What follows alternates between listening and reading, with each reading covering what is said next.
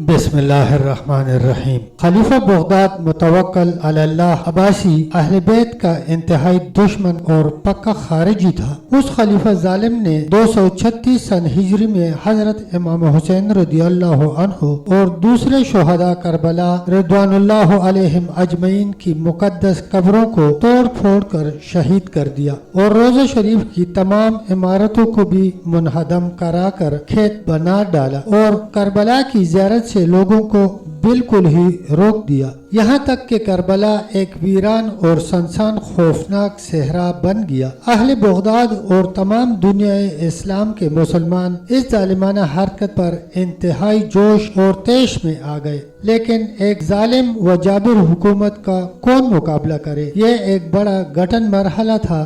مسلمانوں نے اظہار بیزاری کے لیے گالیوں سے بھرا ہوا اشتہار دیواروں اور مسجدوں میں لگانا شروع کر دیا اور شعراء نے حکومت کی حجوں میں بڑے بڑے لرزہ خیز اور رکد انگیز اشعار لکھے، مگر اس ظالم خارجی حکومت پر کچھ اثر نہ ہوا۔ اس دردناک واقعہ کے بعد اس ظالم حکومت کے دور میں کیسے کیسے عبرتناک و ہولناک اور ہلاکت آفرین قدرتی نشانات عذاب الہی بن کر نازل ہوئے، ان کی کچھ تفصیل سنیے اور جذبہ تحیر اور جوش عبرت میں سر دھنیے۔ 238 سن ہجری میں رومیوں نے اس سلطنت پر یلغار کر کے شہر دمیات کو لوٹ لیا اور قتل و غارت کا بازار گرم کر کے پورے شہر کو جلا ڈالا اور 600 عورتوں کو گرفتار کر کے سمندری راہ سے فرار ہو گئے۔ 220 سن ہجری میں شہر علا والوں نے آسمانی فضا سے ایک ایسی قیامت خیز گرجدار چیخ سنی کہ بے شمار مخلوق کو خدا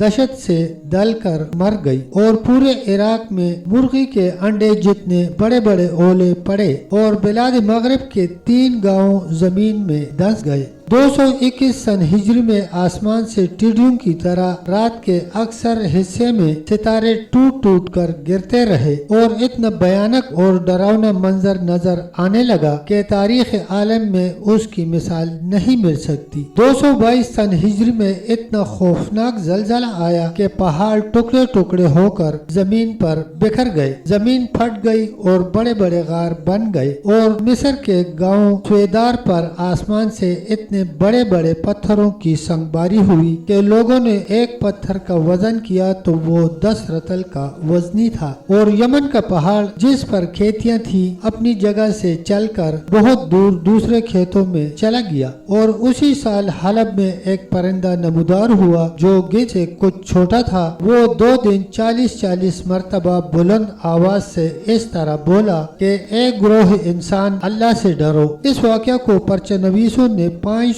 انسانوں کی گواہی سے تحریر کر کے دربار خلافت میں بھیج دیا۔ 233 سن ہجری میں ایسا ہلاکت آفرین زلزلہ آیا کہ پوری سلطنت میں شہروں، قلعوں، پلوں کی تباہی و بربادی سے سارا نظام سلطنت درہم برہم ہو گیا۔ اسی زلزلہ میں انطاکیہ کا ایک پہاڑ ٹوٹ پھوٹ کر سمندر میں گر پڑا۔ آسمان سے دہشت انگیز اور خوفناک آوازیں آنے لگی۔ مصر میں ایک ایسی دل دہلا دینے والی چیخ سنی گئی کہ دہشت سے لوگوں کے دل پھٹ گئے اور ہزاروں لاکھوں جاندار مخلوق فنا کے گھاٹ اتر گئی۔ مکہ مکرمہ کے تمام چشمے خوش ہو گئے، چنانچہ متوکل نے 1 لاکھ دینار مکہ مکرمہ میں پانی کا انتظام کرنے کے لیے بھیجا۔ 227 سن ہجری میں خود متوکل کے لڑکے منتصر باللہ نے سازش کر کے 5 ترکوں کو آدھی رات میں متوکل کے خلوت خانے میں بھیج دیا اور ان ترکوں نے متوکل اور اس کے وزیر ابن خاقان کو ٹھیک اس وقت جب کہ وہ دونوں خلوت خانے میں لہو و لعب کی مجلس گرم کر کے کیف و نشاط میں سرشار تھے، قتل کروا دیا۔ اللہ اکبر۔ تب تک دوستو اتنا ہی، ملتے ہیں انشاءاللہ ایک اگلی ویڈیو کے ساتھ، تب تک کے لیے اللہ حافظ، اللہ نگہبان۔